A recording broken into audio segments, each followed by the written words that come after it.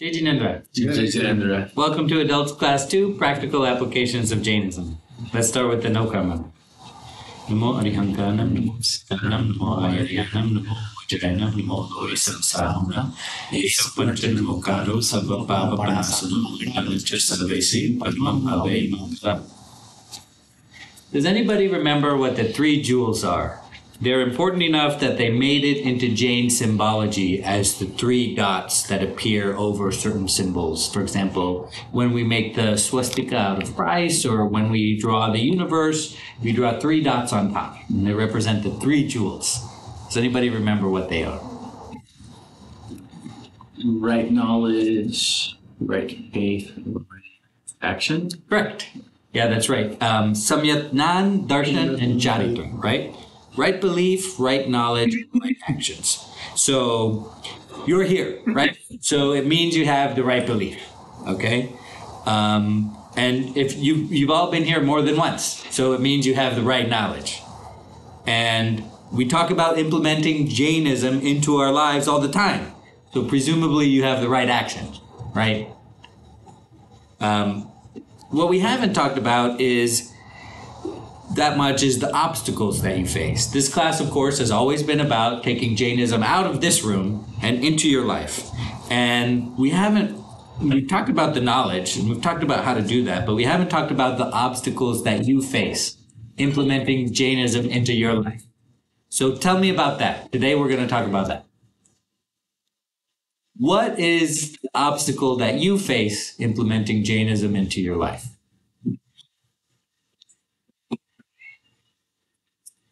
Willingness to do it. Right. Motivation to do it, right? And that comes about because of a particular thing. We're all weighing the risk and reward of everything that we do. It's one of, even animals do that, right? They weigh how much energy they must expend to get a particular piece of food. It's always about risk and reward. And we're no different. You're uncertain. You're not sure that you're a soul, right? You're not sure if there's an afterlife. You're not sure if it even means anything if you do something good versus if you do something bad. You're not even sure if that has meaning. So true. Yeah. So why would you spend a bunch of your life trying to implement Jainism into your life if you're not even sure about it? It's the risk reward is out of whack. And right? Also a thought like, say, if like you do good or you do right and all those things, when others are not doing it and you don't see any benefit of it, then you say, why should I do it? I mean, we don't know. I mean, after this life, I'm compromising so much, it may not be even worth after this life, and I don't know. So why should I do it? And I just live the way all of us are living. So we just follow that. Yeah. Because you see other people, they practice what? Hedonism, right? Just whatever gives you the most pleasure, right? And you're like, well, what is the point of me sacrificing if nothing's going to happen at the end? I could have been a hedonist, right? So the key to overcoming that is to make decisions as if you're a soul. I know you don't believe you're a soul, okay? But just start to make decisions as if you were a soul and see if your life changes. And if your life changes, then that's fine. You don't have to believe in Jainism at all. But I guarantee you, your life will change. And then once you do that enough, and once you start to trick yourself into believing it. And then you start to believe it as you learn more and more about Jainism and as you make more and more connections. Then you'll start to believe you're a soul, and then you really will believe you're a soul. And that reinforces the right belief part, right? So we kind of trick ourselves into doing the right actions, and that makes us have the right belief, because then we make those connections that we wouldn't have otherwise made. What else is the obstacle in your life to implementing Jainism? Peer pressure. Peer pressure. You have friends that are telling you to do certain things that are not Jain. Yes, sir. And they want to go out to the bar and have a drink, right? And you know you're not supposed to do that, but you're not going to see your friends otherwise, and you want to maintain those relationships. Exactly. And so, okay, you go to the bar. And so one way to handle that is to realize what's important. So in that particular scenario, you do want to maintain relationships. So you go to the bar and you have a Coke, right? There's always going to be a solution to that, right? Hey, let's go to the barbecue restaurant. I have to go. It's a work thing, right? It's a peer pressure. I have to go to the barbecue restaurant for the work. That's where the Christmas party is. Okay, you go and you have water, you know? You're still there. You're still maintaining relationships. You're still doing the goal, but you're doing it in a Jain way.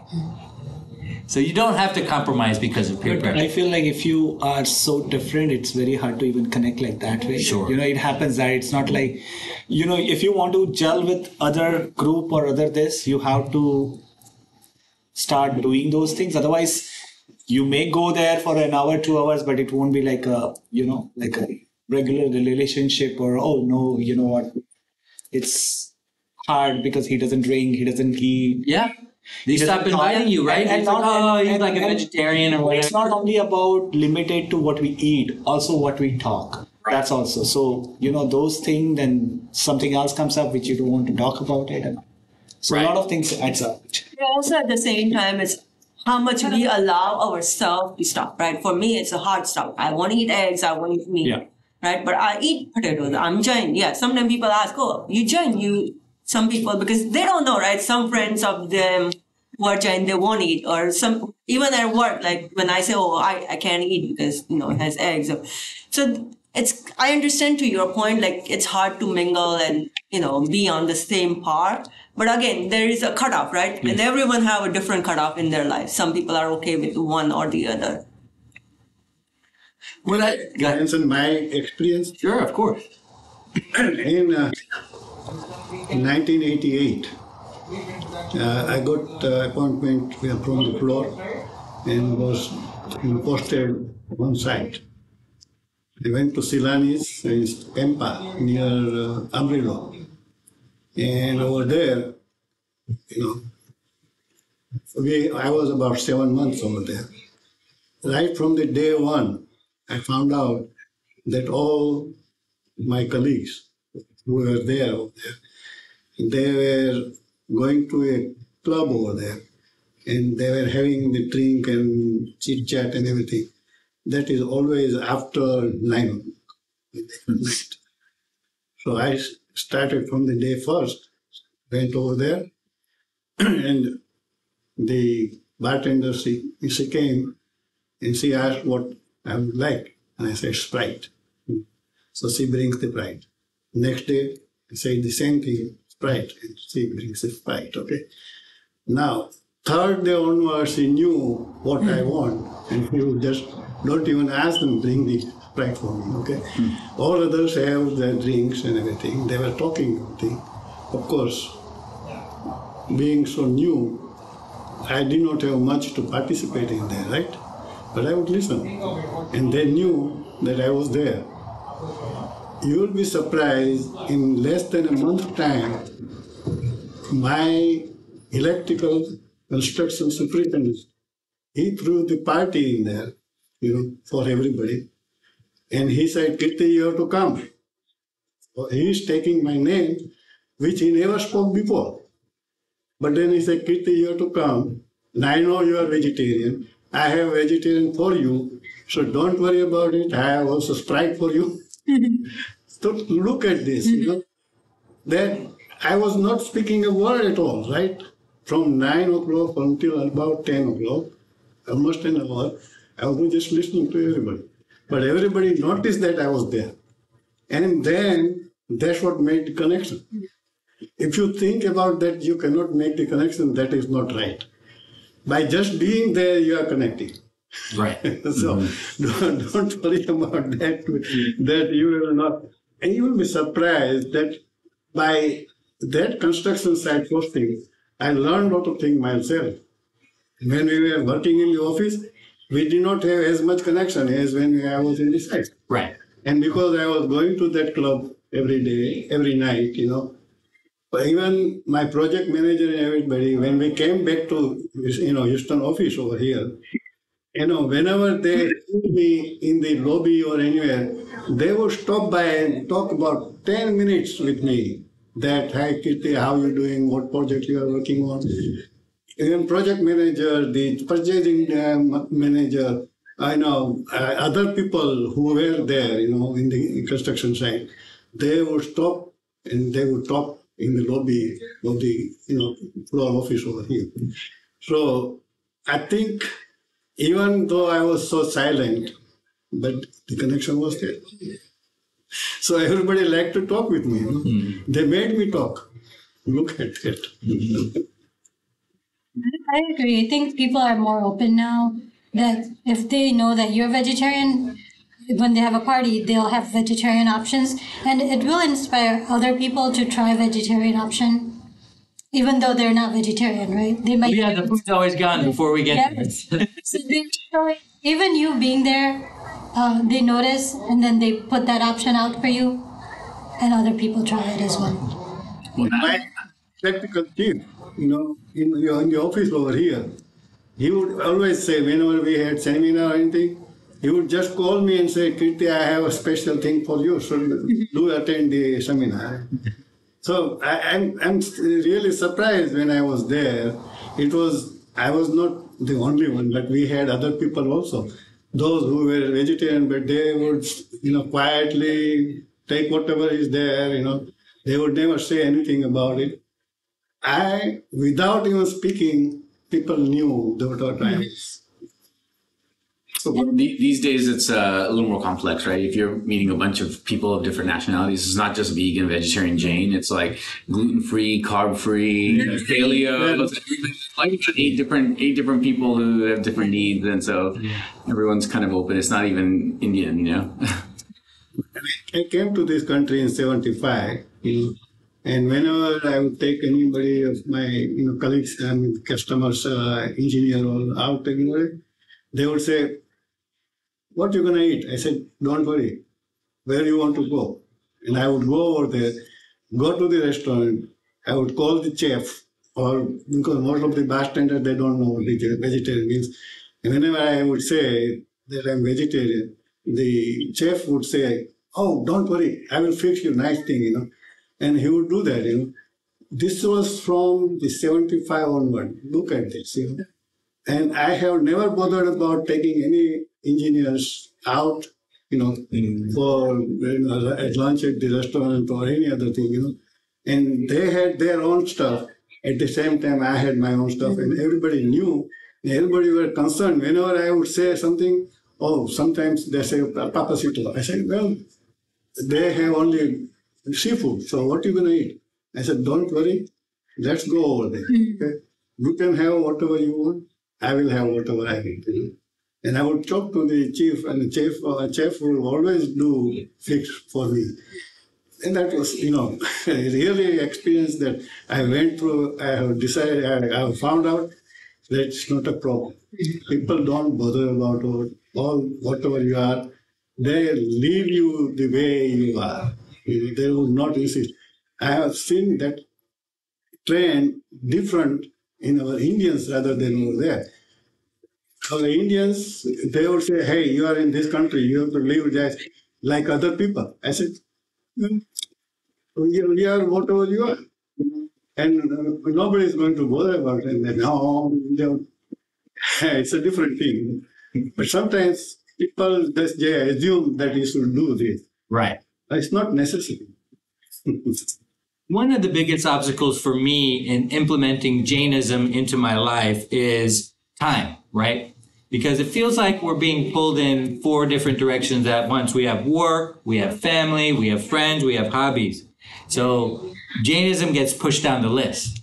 But why is it pushed down the list when it will make each one of those things better? We already know that it will make our relationships with our family and friends better. We already know that the productivity techniques will make our work better. So why should it be so far down the list when it will make those other things better? And so I have 8 ways to deal with this time obstacle for you. The first is to prioritize and schedule, right? You have a schedule. You know what a schedule is. It's just, you got to insert the Jainism into the schedule. So just make sure. And if you need permission, I give you permission to work on your personal and professional goals for 1 hour a day. Okay? A lot of you need permission, and I give you that permission. And when when your spouse gets mad at you, say, no, Dimir gave me permission. I can do this for an hour. I can take care of myself for an hour. And that might be reading the book, that might be meditation, that might be hopping on the treadmill, that might be updating your resume, that might be anything. But you can afford 1 hour a day to do that, to work on your personal goals. You just have to put it on the schedule. Like we were talking about last time, just block out your time for yourself, on your calendar. That's me time. The second one is to create a routine. Hi, come on in. Welcome. Create a routine, right? So have it be the same time every week or the same time every day. That will help you, and your family and your work and your friends will schedule. You'll learn that they'll schedule around that time. Can you get the door? Close it, yeah. We're talking about how to eliminate the obstacles that we find when we try to apply Jainism into our life. The third way to create the time for Jainism in your life is to start small, okay? Don't start with these grand plans, okay? Start with, I'm going to say 3 Nokar mantras every day. Figure, once you have that going for a month, then add another little baby step. Say, okay, I am going to meditate for 5 minutes every day. And then you'll realize you can't meditate for 5 minutes and you'll roll it back to 2 minutes. Okay, and then once you have that going for a couple months, then add another little baby step. You got to do it in small increments, okay? Next, since we're talking about scheduling, is look at your schedule for idle time. For me, it's during my commute, right? I do podcasts, I do audiobooks, and I do Jain stuff during my commute, because that's when I have, it's like 2 hours a day, right? So that's when I have that like time. Jain Pacific podcast. Yeah. Yeah. JainismForEveryone.com. Great podcast.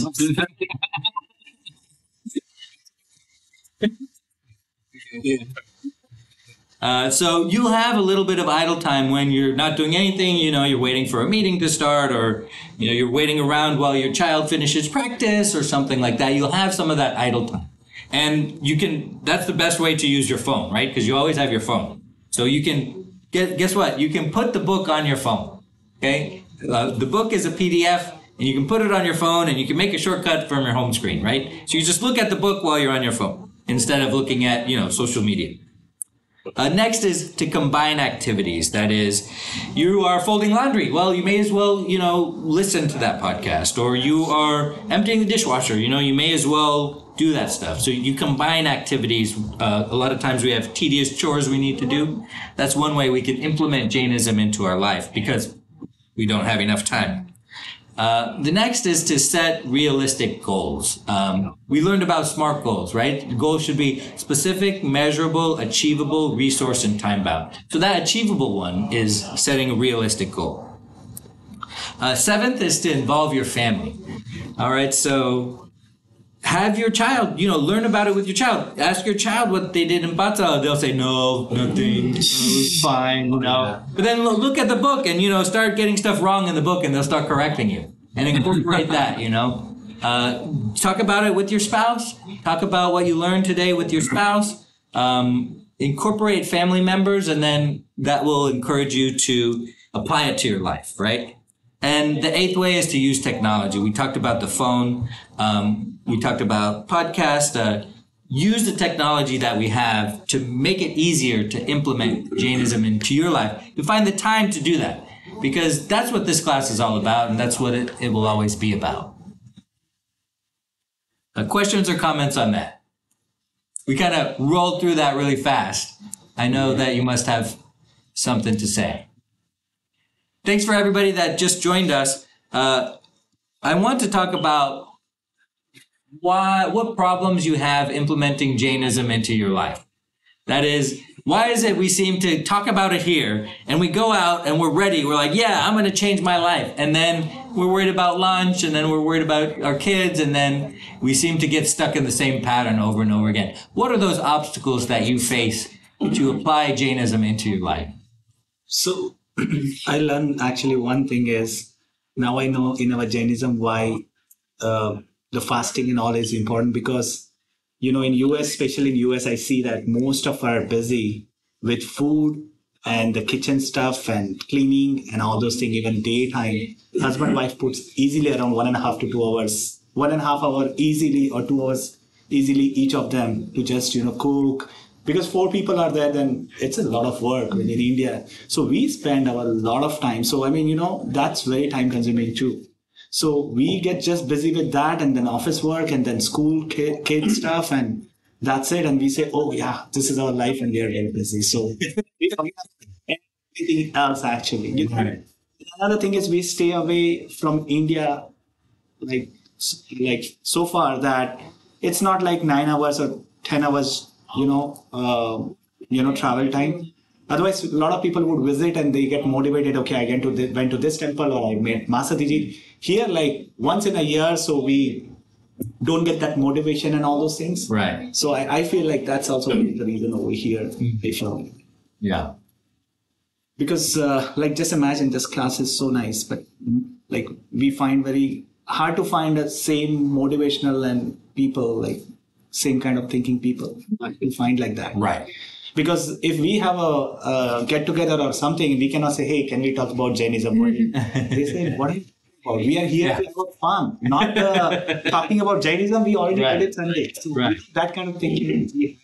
This class is pretty much it. Yeah, you mentioned we have been kind of shuttled into Sunday morning, right? That's when I do that, and that's it, and that's my time. And I did my time. I'm out. It's my free time. The scheduling is an issue because, like, for example, a couple of weeks ago, you had distributed that those Tutis in English translation. So I took that book and I was like, I'm going to spend time on the weekend and go through one of these every weekend, and I've done nothing so far, right? Because it's like, and I also haven't worked out in that time because both of those things fell off the wayside because of all the other life busyness, Yeah. But it'd be nice to be able to fit those in. So yeah, whatever we have this session. That's it. Right. I think bluntly put, it is lack of belief. Right? We kind of understand, but we don't prioritize it and make it number one because that belief is missing. You don't know if you're a soul. So why bother doing all this work when you don't even know if there's an afterlife? And then you did all this work for nothing. And we learn that here in this class, but we are not making that as a priority because of that, right? We still fall back on our default position about family and work and all of that. Because of that, we don't prioritize that. And the priority comes with belief, because here we see direct benefit, and there it's a long-term benefit. It's hidden. The soul is not there in front of us. So it's a matter of belief, I think, bluntly put across. Yeah. So what came first? Is it the belief or is it the action that comes first? We believe to act kind of. Yeah, that's what the book says, but I'm gonna say that you'll be better served going the opposite direction. Yeah. Start acting as if you're a soul, and then the belief will come. And that's from personal experience. even that takes some faith. But so how do you get over this, right? Like you are in an office setup, right? And your colleagues, friends just decided, hey, 6 o'clock, let's go out in a sports bar, happy hour. And you have that belief system to your point, right? But then you're like, you also don't want to be there, for lack of a better word, spoil sport. Right. So you go and join the team so that they don't figure that, hey, my leader himself is not willing to join us. Right. So how do you get over that situation? Like, so we come across these kind of instances so often in our everyday lives. So how do you resolve that? I think you got to go to the bar and you got to order a Coke. You got to order Sprite. And you're there for the reason that you're there for, but it doesn't have to, you're not there for the alcohol. You're there to be with your teammates and to be with your team member. And you can do that in a Jain way. Fair enough. Yeah. Or tales, like some establishments may have a different variant without the alcohol. You could do that. No problem. Another one, just talk about motivation. I'd like to try to, this is a kind of a big one. I also have another 8 ways for us to try to solve this motivation problem of, well, we don't really know if it's worth it, if the risk reward in practicing Jainism is worth it, because we demand a lot of sacrifice from you. But the thing is, you're supposed to want to do it. You're supposed to want to do it. And once you get a taste of what the truth is, you will want to do it. But it's hard to get that taste that Jainism is real. So one is to explore and learn. You have to take the time to learn about Jainism and find a part that you like. Okay, find a part of the book that you like. Some people are very interested in karma, like, oh, this is so cool. Every action has a reaction. Some people are very interested in the prayers, in the songs, and the beautiful songs we have. There's so much to Jainism. Just find a part that you like and start there. The second is to engage in discussions. We have that here, so you're already doing that. The third one is to reflect on personal experiences, right? That is, in order to believe that it's real, you have to make those connections with your life. And I didn't start believing in karma until I sat back and I made those connections. You may say, yeah, I don't believe in karma, but have you thought about it? Have you thought about what something good or bad that happened to you and why it happened to you? No, you haven't, because you don't have the time. Even you don't have the time to sit and think. But if you sit down and think every day about what you did and why that might have happened to you, why certain things might have happened to you, I guarantee you'll start to believe in karma on your own. And so last week we learned about the power of a minute, right? So why don't we take 1 minute now and let's think about it.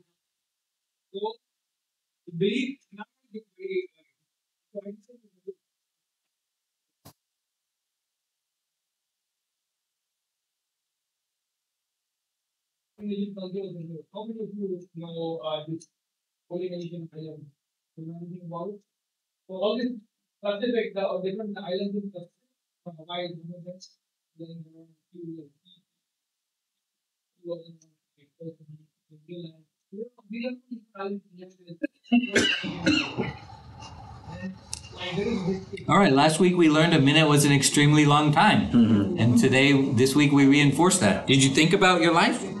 Did you think about Jainism? Did you think about prayer talking next door? Mm-hmm. Did you think about... And that was just 1 minute, right? We just set a goal for 1 minute to think about Jainism. We set a micro goal that we talked about last week. And I know some of you laughed, right? It's useless setting a micro goal. I spend more time thinking about the goal I'm going to think of than the actual micro goal itself. But we just did it. Do you feel differently? Okay, so number 4, connect with the community. We're doing that right now. We have the Jain Center. We're very lucky. Number 5, focus on the values and ethics of Jainism. This will help your motivation problem. That is, what are the values of Jainism? Well, we have the 5 vows, right? That's an easy answer, right? Does anybody remember what the 5 vows are? Non-attachment, non-violence, obedience. 5, 4, 1. Okay. Non-lie. Non-stealing. Great. 2, 3. 5, 4, 1, 2, 3. Great. Okay. So now think to yourself, let's do a thought experiment. Imagine you're an atheist. Okay? Atheists have values. They believe in right and wrong. What values would you have if you were an atheist? I think they still believe in kindness. They're not going. Sure. They treat So if people you're an the way atheist, what values would you have? I think I would treat other people the way I would be treated. Great. Does that comport with Jainism? Yes. Yes, that's right. Hi, come on in. I imagine that if you were an atheist, the values that you have would be the values that Jainism espouses anyway. Okay? So if you're having a problem with this motivation thing, then think about the values that are important to you. Well, you might as well learn Jainism because they're the same. The values that are important to you are already taught by Jainism, as we proved by that thought experiment right there. So why aren't you? So that will help you be motivated to learn. Number 6, practice mindfulness and meditation. I talked your head off about that. Number 7, embrace the journey. Remember, life is a journey, not a destination. It is fun to do this. I know it's hard. I know we talk about sacrifice, and I know I tuck your head off and shake my finger at you, but it is fun. Okay? It is fun to learn about yourself. It is fun to learn about your soul. It is fun to realize that karma is true. It is fun to realize that everything in the book is true. That everything you've ever read, you turn the volume down on that. You turn the volume down on every show you've ever watched and every movie you've ever seen, because they're all just applications of this, what's in the book. And once you learn what's in the book is true, you're going to have a tremendously fun time. And 8, you have to find meaning in the present, right? Yeah, we're theoretically working towards all that. But if it's not helping you now, then it's not helping, you're not going to keep going with it, right? So you have to find out that Jainism can improve the quality of your life right now, which is what we talk about all the time. Okay, so questions or comments about that? So I think this last comment is very intriguing to me, that the benefit, like we all typically wired that what's in it for me. That's the wiring, right? Like as human beings, we are wired for instant gratification, not delayed gratification. So that last point that you raised around what will it do for me in the present, that's very important, right? So any ideas of how people have applied that? How do we follow the belief system that gives you instant gratification versus, we all know there's benefit in delayed gratification over here. We all acknowledge that. But what is that instant gratification, and how do we experience that? Sure. Has anybody influenced the quality of their life by applying Jain principles to them? Well, this is somewhat related, but when we were growing up in Houston, there was one Bachelor teacher, and I can't remember which one it was, but he used to use maybe. And he used to use this analogy, which is the same concept of what we're talking about, the soul and the karma, which is you have a credit card balance.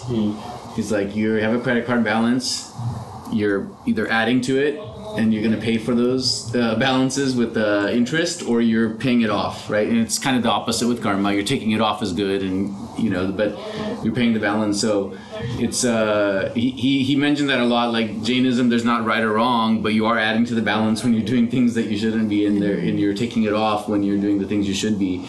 And it's people who are more financially oriented can understand that, right? A lot of us are very good with our money because we understand that concept. We don't like to build a balance, Yeah. And not everybody can do that. So so treat it like a bank account. The credit card account. Okay. It's a little different, right? Because you're trying to pay that balance. You're trying to get the balance off, so you're not getting that interest every month. How about an instant gratification? I'll give you an example from my life. Because I applied Jainism to my life, I learned how to let thoughts go. And once I learned how to let thoughts go, I realized that they were enslaving me. And I felt such a freedom that you would not believe. And this is just like you could learn it in like a week of mindfulness. That's it. You just learn it. That's the first thing you learn, is you learn that, you focus on your breath. I don't know why I'm focusing on my breath. I realized I was distracted. I have to focus on my breath again. And you do that 100 million times and you realize my thoughts were enslaving me. And that's why I had to focus on my breath, because they are trying to arrest my attention and take it away. Yeah. And so it has nothing to do with, Jainism told me to do that, but let's say I didn't even believe in a Jainism or didn't even believe in an afterlife. That is an instant gratification that happened to me. Yes. Sorry. So I was listening one podcast yesterday, and they said that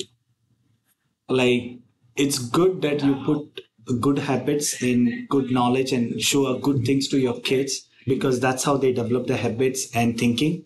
And by the time, say we are 30, and if we don't put all these habits, then after 30 or they say after 18 only, it's very hard to put all these habits. And that's when, even though we know it is a good thing, we are not able to put that habits. Right. So it is because we are not used to think like this way, like a Jainism way.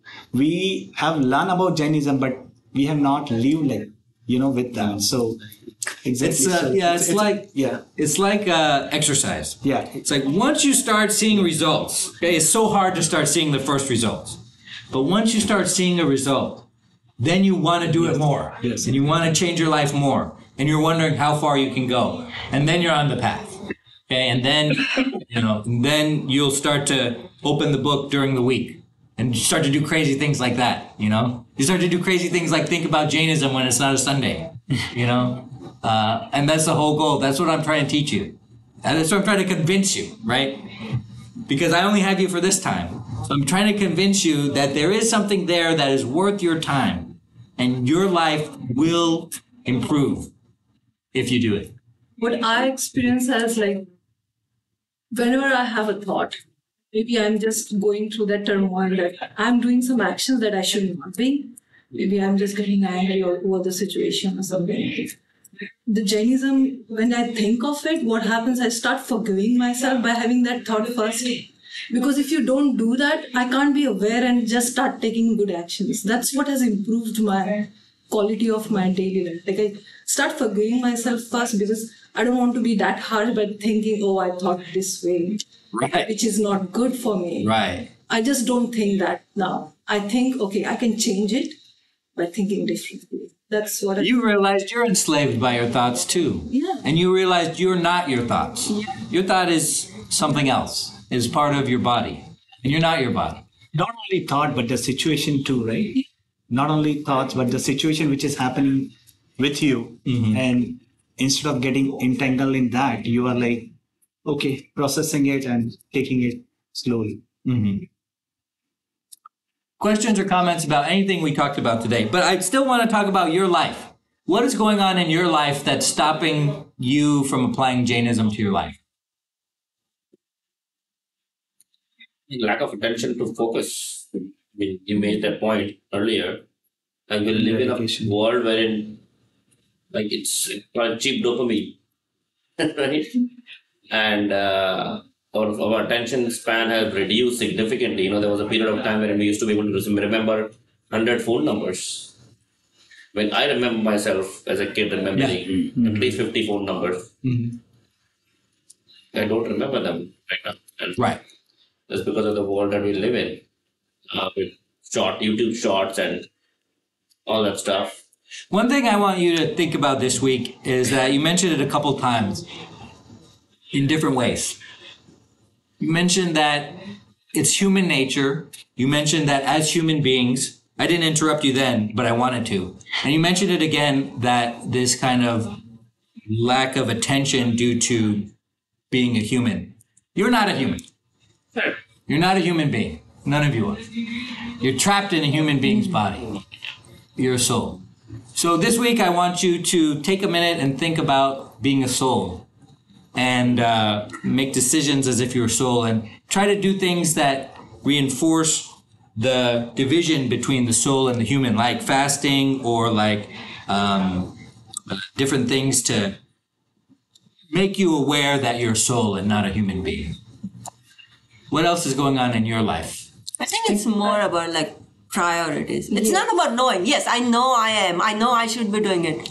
But it's about doing it, taking actions, right? Yeah, it's the last exactly. It's always I know about all this, but that can wait. Right. And one more thing is, by doing that, we don't receive the acknowledgement from outside people. So that is also right. If I'm doing something and people are wow, then it motivates me. I mean, that is also one of the thing, because all this is what we are doing is for us and internally. Right. So people doesn't know that. So we don't right. even get that appreciation and acknowledgement. You have to give yourself the dopamine hit. You have to, encourage yourself. Yes. You have to give yourself that positive feedback, right?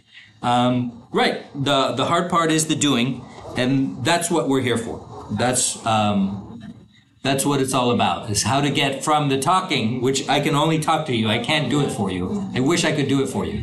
Is how to get from the talking to the doing. We help if we had a sutrathon for the class. Motivation. At work, it becomes, when it comes to work, applying those Jainism principles becomes even harder because, of course, there's office politics, there's gossiping, and I don't know how to apply or have ourselves restrained from getting involved or at least being aware of what's going on right? That's where I think practicality overtakes whatever we have learned here or so far in our life as far as Jainism is concerned. So I agree with you. Sometimes you have to take part in that, but you can do it without kashai. You can take part in the office politics because you have to protect your reputation at work. So you have to engage in that kind of game that everybody plays. But you can do it without the anger at the person. You can protect your reputation without the anger at the person trying to destroy your reputation. Because all the anger is doing is hurting you. Yeah. You can still take the same actions to protect your reputation without the anger.